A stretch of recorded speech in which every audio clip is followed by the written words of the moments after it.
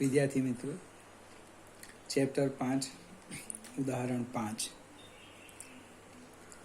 આકૃતિ ઓલરેડી મેં દોરી છે.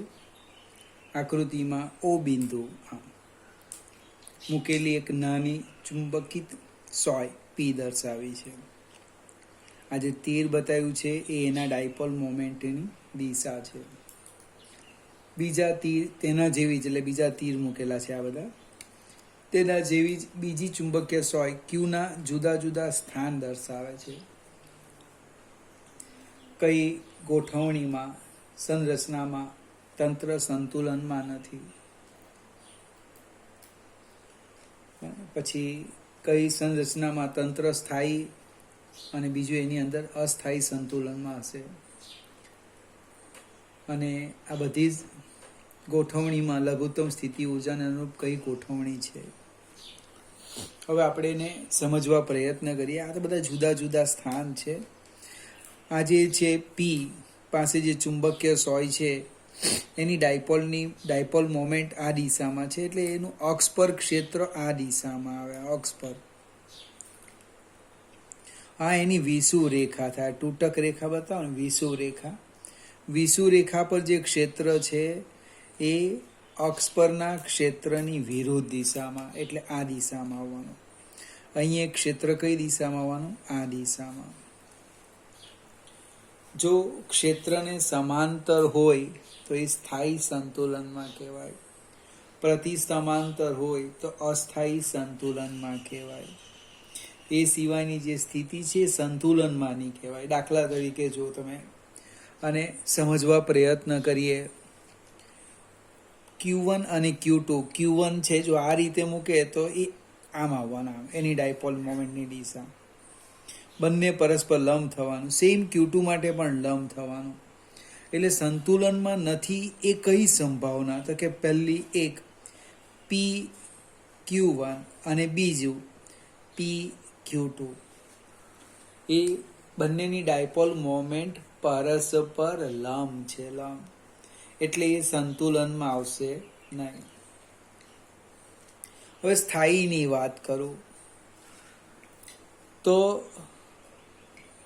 ડાયપોલ મોમેન્ટ જો સમાંતર હોય તો એ કેવું આવવાનું? સ્થાયી સ્થિતિમાં આવવાનું. આપણે હવે અહીંયા આપણે Q3 ની વાત કરું તો Q3 ની દિશા આ છે, આ ડાયપોલ મોમેન્ટની. એની અક્ષ થવાની, એની વિષુવ રેખા, એટલે એનું ડાયપોલ મોમેન્ટ આમ આવવાનું, આમ. એટલે તમે જો PQ3 ની વાત કરો અને PQ6. PQ3 માટે આજે છે વિષુવ રેખા પર છે, અથવા તો આમ વિચારો કે વિષુવ રેખા પર ડાયપોલ મોમેન્ટ આમ છે ને આની પણ ડાયપોલ મોમેન્ટ આમ છે. બંને આ રીતે વિચારો. આજે મેં ડાયપોલ મોમેન્ટ બતાવી છે એ વિષુવ રેખા પર P ને કારણે, અને Q3 ની અક્ષ પર બંને એક જ દિશામાં છે, એટલે સ્થાયી થવાનું. સેમ તમે આને ચેક કરો, Q6. એ પણ અક્ષ પર છે ને આ પણ અક્ષ પર છે, એટલે કેવા થવાના? આ સ્થાયી બનવાના. હવે Q5 અને Q4 એ પ્રતિ સમાંતર. તમે જો આ અક્ષ છે, આની આ અક્ષ, આ વિષુવ રેખા પર છે. અહીંયા ડાયપોલ મોમેન્ટ આ દિશામાં, અહીંયા ઉપર બતાવ્યું. એટલે આ PQ4 અને PQ5 એ પ્રતિ સમાંતર. સ્થાયી એટલા માટે સમાંતર છે. આ મહત્તમ અસ્થાયી સ્થિતિમાં પ્રતિ સમાંતર આવવાના. અને QP6 આ વિષુવ રેખા પર છે, એટલે ક્ષેત્રનું મૂલ્ય આના કરતાં અડધું થઈ જાય. U બરાબર MB લખીએ ને આપણે. એટલે PQ5માં એની સ્થિતિ ઉર્જા ઋણ આવે. અને અંદર પ્રશ્ન છે કે લઘુત્તમ સ્થિતિ ઉર્જા, તો આ આપણો બી પ્રશ્ન હતો. C U બરાબર -MB. તો આ સ્થાયીમાં બે સંભાવના હતી, એક આ સંભાવના અને આ. પણ અહીંયા બીનું મૂલ્ય ઓછું, એટલે ઓછું ઋણ એ વધારે ઋણ કરતાં મોટું કહેવાય. એટલે સ્થિતિ કઈ આવવાની? PQ6 એ લઘુત્તમ સ્થિતિ ઊર્જા. જો ફરીથી સમજાવું, પ્રશ્ન કયો છે? અસંતુલનમાં સ્થાયી, અસ્થાયી ને લઘુત્તમ સ્થિતિ ઊર્જા. આપણી આ પી ફિક્સ છે આ દિશામાં, ક્યુ ના જુદા જુદા સ્થાન છે. આ જો ફિક્સ હોય તો એનો અક્ષની દિશા આ આવવાની. એની આ જે વિષુવ રેખા બતાવી, એટલે વિષુવ રેખા પર ક્ષેત્ર આ દિશામાં આવવાનું. હવે ક્ષેત્ર બંનેના સમાંતર હોય તો સ્થાયી, પરસ્પર વિરુદ્ધ હોય, પ્રતિ સમાંતર હોય તો અસ્થાયી, અને લંબ હોય એટલે સંતુલનમાં નથી. તમે અહીંયા ચેક કરી લઈએ, Q1 અને Q2 એ આના કેવા લંબ થવાના ક્ષેત્ર. એટલે આપણે અહીંયા લખવાના, જો PQ1 અને PQ2 એ આપણો પહેલો સંતુલનમાં નથી, સંતુલનમાં નથી. હવે કોના ક્ષેત્ર સમાંતર? આકૃતિમાં જો આ અક્ષ, આ અને આ સમાંતર, આ અને આ સમાંતર, PQ3 PQ6 થાય સમાંતર. આ બે પરસ્પર વિરોધ થવાના, એટલે Q4 અને Q5 અસ્થાયી, પ્રતિ સમાંતર.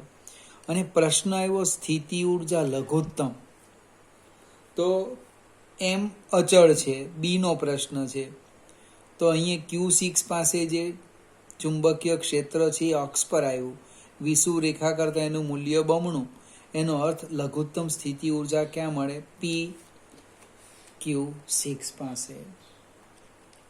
સહેજ આપણે આગળ જઈએ, સેમ બીજો પ્રશ્ન છે, આકૃતિ દોરતો નથી, આ રીતનો છે ફિગર. આપણે ડાયરેક્ટ ચોપડીમાં જોઈએ.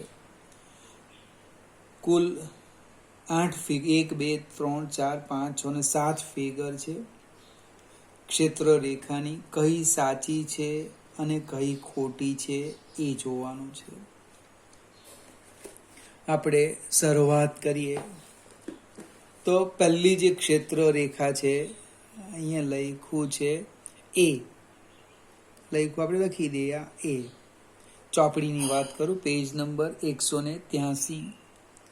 ક્ષેત્ર રેખા બંધ ગાળો રચે. મને એક જગ્યાએથી નીકળે અને બીજી જગ્યાએ દાખલ થાય. તમે જો આ તો બધી ક્ષેત્ર રેખા આમાંથી બહાર નીકળતી છે, જાણે કે અહીંયા કોઈક ધન વિદ્યુત ભાર હોય એ રીતે હોય તે હોય.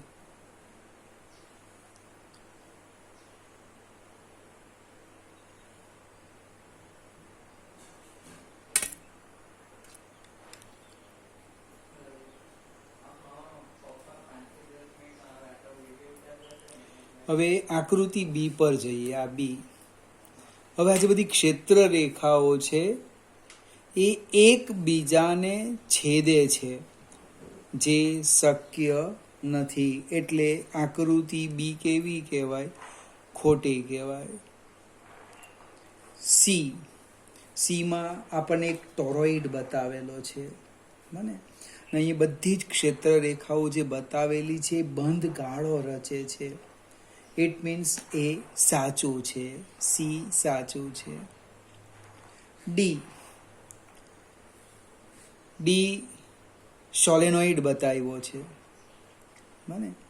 હવે જો સોલેનોઇડ બતાવ્યો હોય તો એની ક્ષેત્ર રેખાઓ સોલેનોઇડની અંદર સમાંતર આવે, પણ એના છેડા જે છે આ ભાગ અને આ ભાગ, ત્યાં ક્ષેત્ર રેખાઓ એની બહાર પણ સમાંતર આવતી નથી. આ અંદર બરાબર છે, સમાંતર આવે, સમાન ચુંબકીય ક્ષેત્ર, પણ છેડા પાસે સહેજ બદલાઈ જાય. આ તો સોલેનોઇડની બહાર પણ તમને ક્ષેત્ર રેખા બતાવેલી છે. મને એનો અર્થ ડી ખોટું. ઈ પર જઈએ ફરીથી. પહેલામાં આપણે આકૃતિ જોઈએ, એમાં બધી જ બહાર નીકળે ધન વિદ્યુત ભાર, એટલે ચુંબકીય ક્ષેત્ર રેખા નથી. આ છેદે એટલે કેન્સલ થયું. આ બંધ ગાળો રચે, આ સાચું છે. આમાં સોલેનોઇડની બહાર પણ સમાન ક્ષેત્ર છે, એ ખોટું છે. ઈ પર જઈએ તો જો ક્ષેત્ર રેખા નીકળે છે, જસ્ટ લાઈક ગચિયો ચુંબક હોઈ શકે, અહીંયા એન અને એસ અહીંથી નીકળે ને આમ દાખલ થાય, બંધ ગાળો રચે છે. બને એટલે એ શું છે? સાચું છે. એફ પર જાઓ. એફ પર તમે નક્કી કરો. દાખલા તરીકે આ ક્ષેત્ર રેખા લો, અહીંયાથી આમ નીકળી, બને અહીંયા દાખલ થઈ, અહીંયા ચેક કરો, અહીંથી બહાર નીકળીને અહીંથી બહાર નીકળી. અહીંયા જો કોઈક પોસ્ટની કલ્પના કરો તો જાણે કે અંદર ધન વિદ્યુતભાર હોય એવી રીતે વર્તે, તેની ક્ષેત્ર રેખા બહાર નીકળે. તમે આની પણ વાત કરો, આ પણ દાખલ થઈ, આ પણ દાખલ થઈ, જાણે કે અહીંયા ઋણ વિદ્યુતભાર હોય એ રીતે વર્તે. એનો અર્થ ક્ષેત્ર રેખા છે, પણ આ કઈ નથી? ચુંબકીય ક્ષેત્ર રેખા નથી. એફ. હવે આપણે બાકી રહી ગયું તે જી. બને જીમાં એન અને એસ આપેલું છે. બને હવે એરો જો, કદાચ બહુ જ ઝાંખું છે, દેખાશે નહીં, પણ જો એ ગજીયો જ ખોટું છે કે એના છેડા પાસે, જો એ ચુંબક હોય ને તો એના છેડા પાસે ક્ષેત્ર રેખાઓ સમાંતર નહીં આવે, બને થોડીક વળેલી હોય એના છેડા પાસે, એટલે જી ખોટું છે. જી થોડું ટફ છે કહેવા માટે, પણ બાકીના A B C D E F એકદમ ક્લિયર છે. આમાં આકૃતિ એવી છે કે જ્યાં આપણને દેખાવા નહીં કરે, પણ છેડા પાસે સ્ટ્રેટ સેજ વળાંક આવે, વળાંક. મને ગજિયા ચુંબકની આ ચુંબક ચાર્યા છે ને, સેજ વળી જાય, સેજ વળે જો છે ને. હા, આ આપણો પ્રશ્ન હતો 5.6. મને આવું એકાદ આકૃતિ આપેલી હોય, આમાં કઈ આકૃતિ ચુંબકીય ક્ષેત્ર રેખા દર્શાવે છે, વિકલ્પ હોય, 4માંથી એક પસંદ કરવાની, ત્યારે ખ્યાલ આવે. વિદ્યુત ક્ષેત્રની ક્ષેત્ર રેખા બી આવે, અને આ બી ધન વિદ્યુતભાર, તો કંઈ ઋણ ડાયપોલ થઈ ગયો, ધન વિદ્યુતભાર. આ તો શક્ય જ નહીં. સોલેનોઇડનો પ્રશ્ન જોયો, ખ્યાલ આવે કે નહીં? એકવાર સમજેલા હોય તો આપણને રાહત થાય. સેજ આપણે આગળ જઈએ.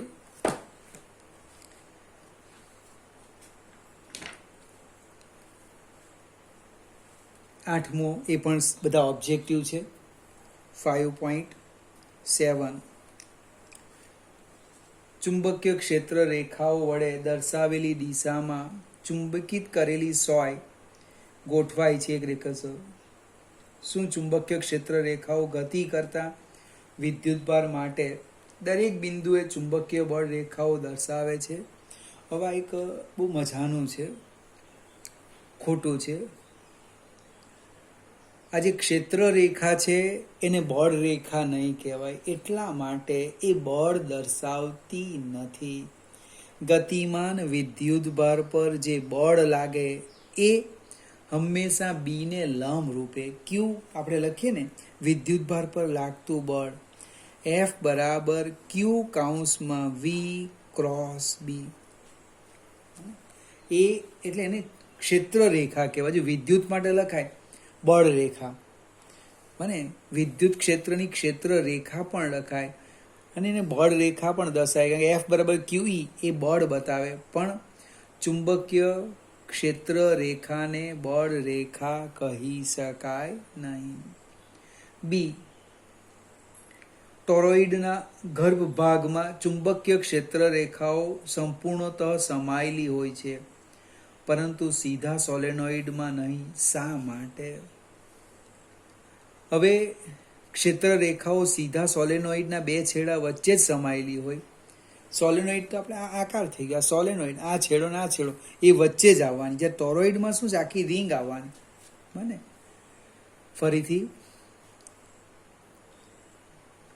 દરેક છેડા પર આડછેદમાંથી પસાર થતું ફ્લક્સ શૂન્ય ન હોય. એટલે આપણે જે સોલેનોઇડ હોય આ રીતનું વિચારીએ, આ સોલેનોઇડ.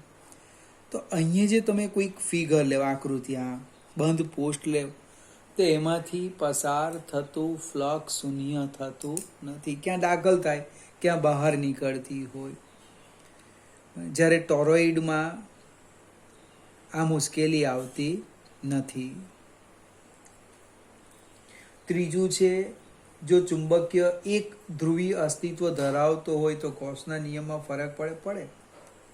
પણ એક જ ધ્રુવ આવતો હોય તો ધન વિદ્યુતભાર કે ઋણ વિદ્યુતભાર. એટલે તમે જે લખો આમ સદિશ બી ડોટ સદિશ ડી ઇક્વલ ટુ 0 એ શક્ય નથી. ફ્લક્સ ફાઈ બને ઈ ડોટ ડી એ બરાબર સમેશન ક્યુ બાય એપ્સિલોન 0 લખો તેમ એક જ ધ્રુવ ધરાવતો હોય તો આ શક્ય નથી. કારણ શું છે? ક્ષેત્રરેખામાંથી બહાર જ નીકળવાની, ક્યાં અંદર દાખલ થવાની. ડી શું ગજ્ય ચુંબકની ચુંબકીય ક્ષેત્ર તેના પોતાના પર ટોર્ક લગાડે? ના. બને ગજિયા ચુંબકનું ચુંબકીય ક્ષેત્ર તેના પર ટોર્ક લગાડતું નથી. આપણે આપણા પર બળ લગાડતા નથી. બીજો પ્રશ્ન છે, શું વિદ્યુત પ્રવાહધારિત તારનો એક ખંડ તે જ તારના બીજા વિદ્યુત પ્રવાહધારિત ખંડ પર બળ લગાડશે? તો કે ના. બરાબર ને. ઈ ગતિમાન વિદ્યુતભારોને કારણે ચુંબકીય ક્ષેત્ર ઉદ્ભવે છે. કોઈ તંત્રનો ચોખ્ખો વિદ્યુતભાર શૂન્ય હોય તો પણ તેને ચુંબકીય ચાકમાત્રા હોઈ શકે? હા. બને આના પછીના ચેપ્ટરમાં આપણે એક દ્રવ્ય શીખવાના છે, પેરામેગ્નેટિક પદાર્થ. બને કુલ વિદ્યુતભાર શૂન્ય થાય. બને ચુંબક આપણે કક્ષીય ડાયપોલ મોમેન્ટ એની અંદર આપણે આની ચર્ચા કરીશું. ફરીથી વિદ્યાર્થી મિત્રો, આ થોડીક MCQ લગતા પ્રશ્ન હતા જોયા. આવતીકાલે ટેસ્ટ છે સવારે 8 વાગે. ચેપ્ટર 3ની એટલે બરાબર તૈયારી કરી દેવી. એવું ન બને કે વિડીયો જોઈએ પછી ખબર એટલે ટેસ્ટ પૂરી થઈ જાય. જો